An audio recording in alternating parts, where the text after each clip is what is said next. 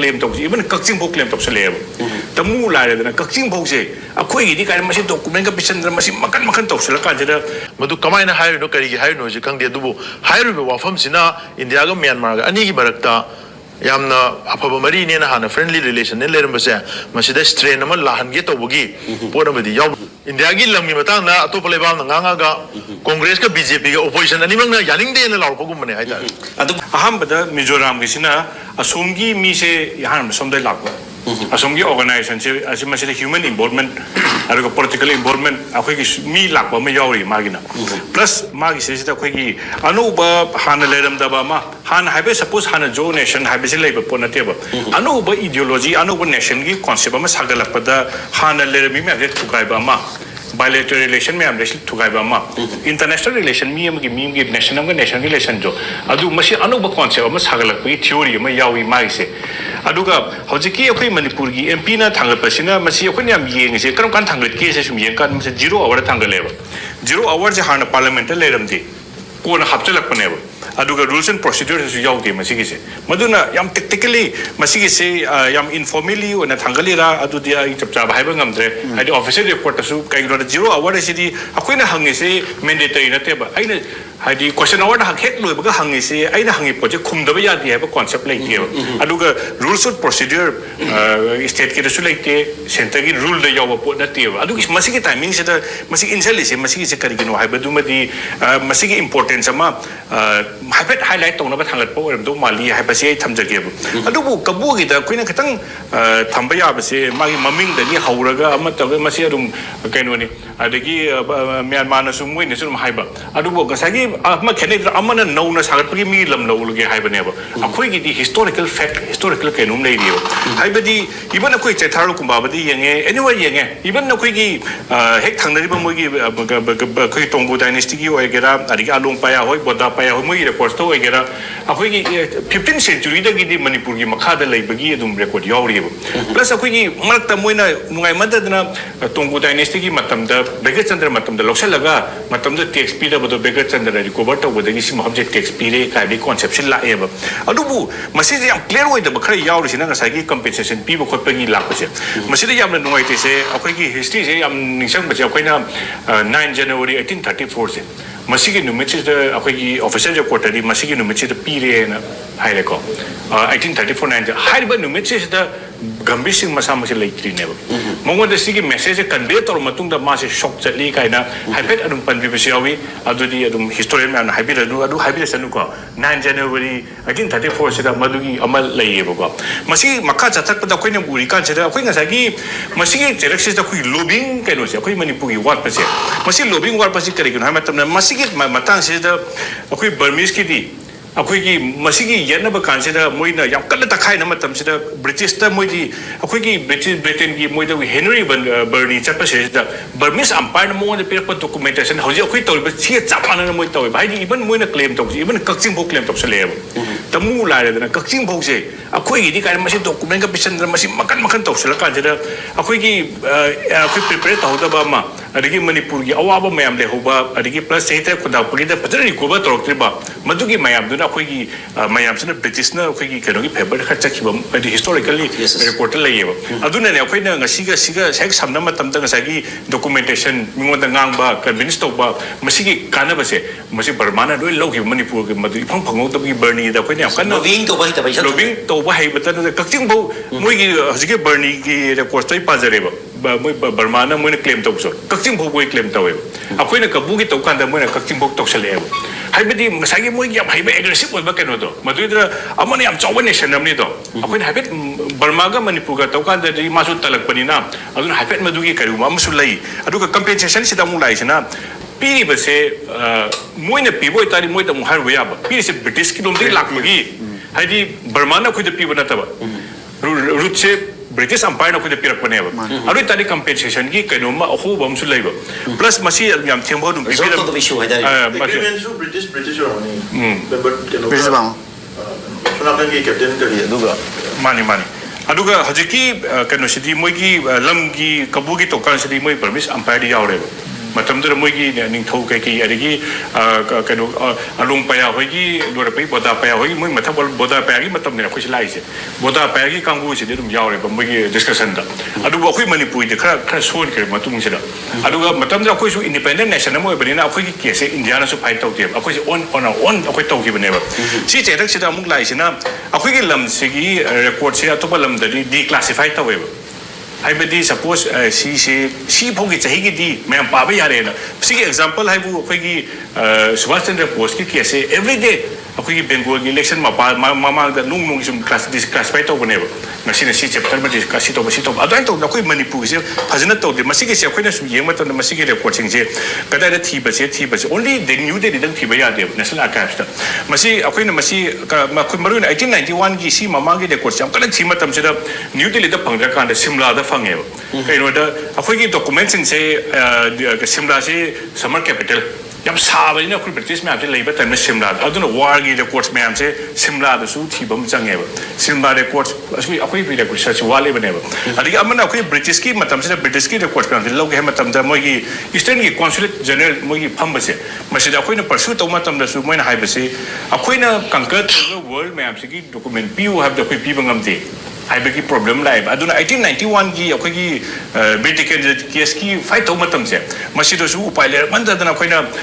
Mehta family से use तौरगा Mehta family से मोय समदनी पैसा पाइबा अदुना मोय से यूज तौरगा लंदन की हाउस ऑफ लॉर्ड्स की रिकॉर्ड में हमसे 1891 की रिकॉर्ड से लवेबा सुमाय तौदना कोई सु अखोगी मणिपुर की रिकॉर्ड में हमने खंगदे सु में डिस्कशन में हमसे अखोई से पूरा याम क्लियर कट ओइदबा इसिंग असिंग मम ओइदब हादि अदुना अखोई मणिपुर के बेम इ बसी सु याम कन्न मसेज मसिग या फतो मसेज पॉलिटिक्स हम सु यावकिबा अखोई से मरगम द पॉलिटिक्स हम करी याव है कादा कांगु उमना मसी पॉलिटिक्स करी सानर खे मतम द मसिग से थांगला कांदा इंडिया गा म्यांमार के बायलैटरल रिलेशन से डिस्टर्ब तौनबनी कई ना कांदा अखोई की इंडिया मचा से होल वर्ल्ड 44 मिलियन मुले कांदे इंडिया मचा सु म्यांमार दे हम ले इवन अखोई मेटे सु ले अगर मसी की म्यांति डिस्टर्ब तौरकतमनी काइना कांगु खरन मसी थांगलकनु का हाबिसु यावी थांगलकदमनी सु हाबि यावी अखोई की इंडिया गा म्यांमार के रिलेशन से यम फई बा हमबद 1951 दगी हेक होबदी अखोई एग्रीमेंट साइन तौबदगी यमना फई अदगी इंडिया दी नॉन अलाइनमेंट मूवमेंट हाइदि कन होगिबनिना अदगी इवन नेहरू फाबो माई पंचसिल मागी कमिंगोन इंटरफेयर तौदबा लेबा अमागा रेस्पेक्ट तौबा मसुमना चटपनिना मदुगी रिलेशन यम कन मूव तौबने इंडिया गा अखोई मरी लेनी अदुबु मरक अमा तलुरे असागी युनतागी केनो तौबा कू तौबगी तो कू तौर मतुंगदसु मोगी लाखो गवर्नमेंट तो इंडिया गवर्नमेंट अदुम रिस्टाब्लिश तौई अदुगा इंडिया की कॉन्सुलेट मांदिलेदसु लेंगुनदसु दुम हौजिसु दुम ले मतमदगी मेंटेन तौई अदुबु अखोई इंडिया की अबाउट 200 नेशंस अखोई मेंटेन तौई ने म्यांमार की 200 तो सुकक्सर पति जुनता लाप सुकक्सर पति 125 नेशंस ता हंदर करे हादि मागी योजि रिलेशन ले रिलेशनशिप हादि अमेरिका दगी के बासुम सुकक्था की दगी मा साउनबा मरुना कू तो खिबा कू तो दिंगा ते रोहिंग्या क्राइसिस तो रोहिंग्या गा अनिसि के फजदा डील तो देना सुम हंदर मागी रिलेशन से याम लेते इवन मंगोंदे एम्बेसडर के तले हैव दे सबने मंगोंदे ले एम्बेसडर की स्टेटस उपी दे मंगोंदे लाइफ अमेरिकन साजी अफेयर्स एम्बेसडर की स्टेटस तब मी था दे मंगोंदे अरु इजागी दी कॉन्सुलेट मांदिलेदसु फजना अनिसि लेदी हाइबसिम थमजगे अनिसि सानम तमदा इंडिया दी नॉन अलाइनमेंट यम कन थाजबनिना यम कन मसी इंटरफेयर तौरोइद्रा हाबिगी पॉलिसी हम लेयब मदु तो काजे गसागी लाइका से तंजा से अनि से थोक्तोरेब हमन मिजोरम क्राइसिस थोले अन मणिपुर दा एमपी दा थांगलुब दो अदु मणिपुर एमपी दा थांगलुब दुदी गसागी हिस्टोरिकल ट्रुथ अमा कोई लाप सीक्वेंस अमदा मदुगी चैप्टर अमनि ना थमजे हाइ मथंग मथंग सुम चना सुम हामरे हिस्ट्री की सुम चना सुम हामबद अखोइ सुमाइ तोब ले अखोइ सिदा सुपियन दब ले तो कई ना कांदा मदुगी लमजु चौक्रो पोनी तो अब तो मणिपुर मणिपुर मानली ने तरीके कितन हंदबनी माने अदु हाबे मानबनी ना इवन लम भौवा अखोइना लेबा इवन अदुगी इसम समना हारबदा मदुगी लांथोगा अखोइ हिस्ट्री से लोइन मक लांथोगा मदुगी की थोंग दो लांथोगा अखोइ की निथौ मैम से चाक चा मोइ निथौगा अखोइ चाक चाफम से निथि तुरेन लालगा तुरेन मैदा तौरगा सनाई पुखम चामिनबगी हिस्ट्री गातने अखोइ वाइदा ले अदुना अखोइ की हिस्टोरिकली थमोइदा अखोइदा सुम लेबनिना मदुगी कनो तो माना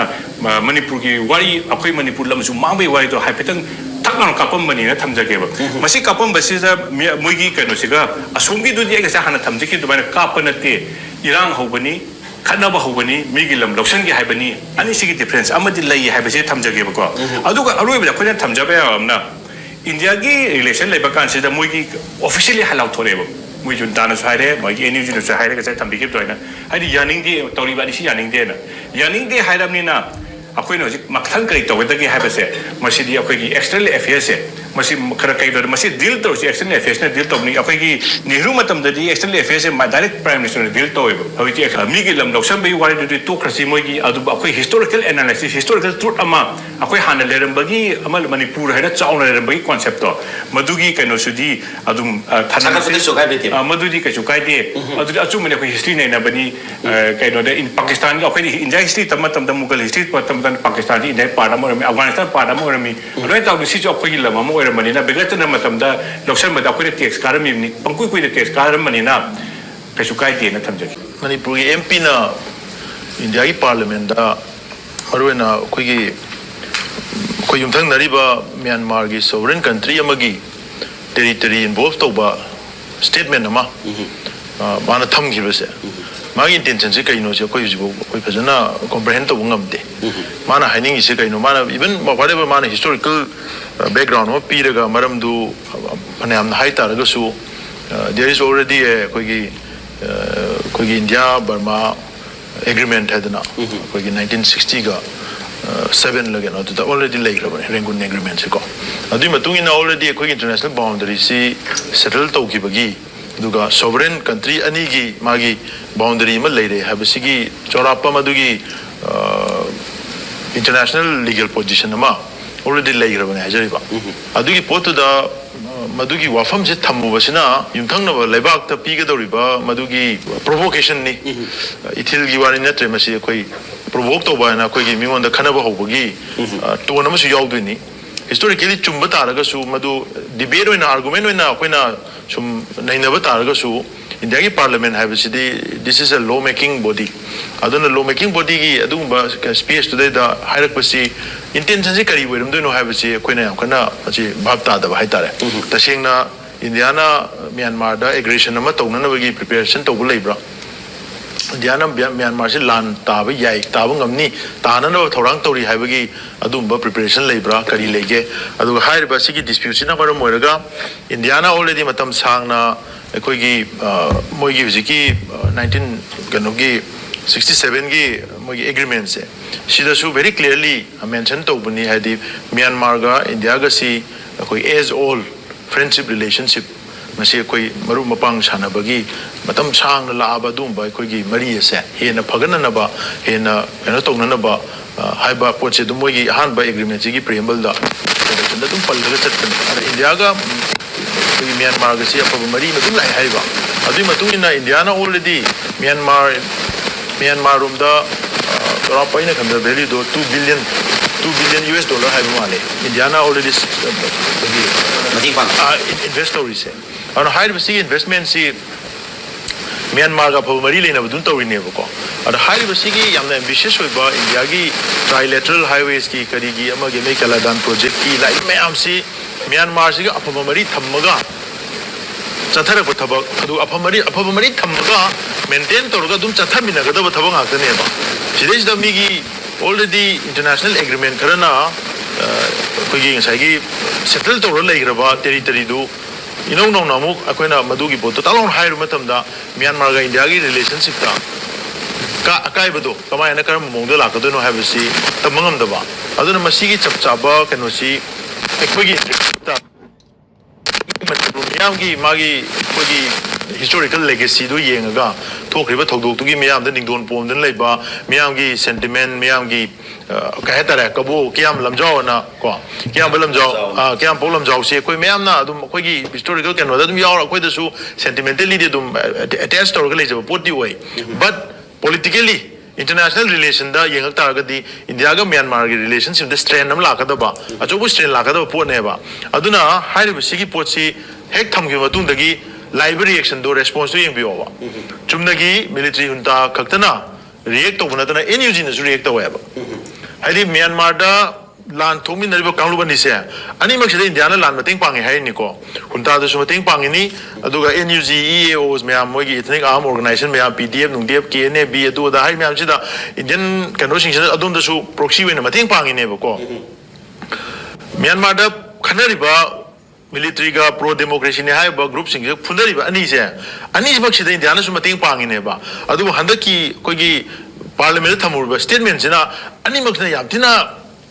sharp response am tore reaction tore ba haibadi migi leibak amagi sovereign territory interest ta madu lanjal lagai koina hairu wafam si chap chaba madu gi position namai koina khangdabani na madu kamaina hairu no kari gi hairu no ji khangde dubu hairu wafam sina India ga Myanmar ga ani gi barakta yamna afaba mari ne na hana friendly relation ne leram base masida strain ama lahan ge tobugi pora madi yawbra India gi lamgi matang na Atoppa Leibakna nganga ga Congress ka BJP ga opposition ani mang na YANINGDE na law pagum mane haita Adubu Myanmar Mizoram matang de pandiram de batik tang Mizoram yaw gi bra Mizoram chamane parliament da thamwa pham se Mizoram jina parliament tham da action oi chathar mane moina to je na ha man te ba hanjan hanjan na masi mama hakta gi dum Mizoram ga Myanmar ga portion of my international border se sigi Chin state ki area se sidi masigi international boundary se masi dum blur chala laga thambadong na exist to dabadong na sum deal to ga lak pasi masi matam sang na lai India na sum dum koi gi kadai da ma pentho ga ushan na dana masi kinder tribes masen gi marakta cultural relation lai jabana sigi boundary sidi almost kanoni ga har ga mai lai chokpa ma sum yawe ba ko adu handa ki sida di akoina su khalleba Mizoram gi chief minister na America da chalang nganguri wafam akoi gi meeting de gi yengka da di ma gi wafam sing do anti national oi ba man ba element yam yawe na koina di khalleba adu India government gi side gi paikhala ka ni khan ba thabak jam paikhala ta gi mami yam chong ta ba kari gi no na koi su khalleba ada handa ki sigi kano tor kan da di sai gi na gi Chin state ki ma gi different akoi gi arm group mayam do mo gi merger agreement ge Mizoram lai tok thla kumba ade mo gi MP na migi lamdo chaloga India do policy ka na hairu gumba sigi invitation tok thla gumba ada chalu risisu MP masadu na hairak padadi Mizoram gi governor amadi asana phulza aba pau pijar maga inform consent am lo chapne agale adu tadi India su sigi larger game plan sida sum yaubra laibak yengdana Myanmar gi oreiba magi kahata situation sida Myanmar sina kai gumba pibam talaktadana Myanmar sile ba ni thoktana kunta sina tugi matamda apunba unity government sila khila oeba ko masidi mamangda batlin ter hoina sida la ka da moina hairam da su moina moi nei na da su itni group sing yaman amada depend on over rely on we wa phom gam lete huju ji ki wena apunna munda do intuning bagi thengna we wani kachin na kachin gi chin na chin arakan san na san wa na wa mai tongan loi lei ba ko sigi me aje punjal ka ni sima oiro do wa ne ba adwain to ga lebak se ahum mari manga tholok bu su ya ba Myanmar manung sida hundai tu ru kan da adu tu matam da Chin state si kadum chatui no ka ha bi ngong na matam da som de lao ka ha ga sai gi Kaladan project ki kari gi som da to investment me am se India gi buffer area ma extend to thoga hai bi jaga si India no in security ga pi ga pura yar lai bu yeng gi ka ha bi mom yaw ba adu bu no tu me thakta khwai de ge na akoina ka ha ta hai ba da chusan na poti ke no ha kan da India gi ngai gi hujik lai ba BJP gi regime adu ga moi bu project to rai ba RSS ki moi gi Hindutva gi idea da akhand Bharat ki map si da si jaga si lo yawe ar moi gi map tu realize tong na ba gi Tanjam su sum mi se sum kha ne ga sum to ga macha sana bra akhand Bharat official of dinata proxy wa sana ka do ni ha ba si di adu main to ga kitang akhand Bharat ki posi tong na ba gi temam su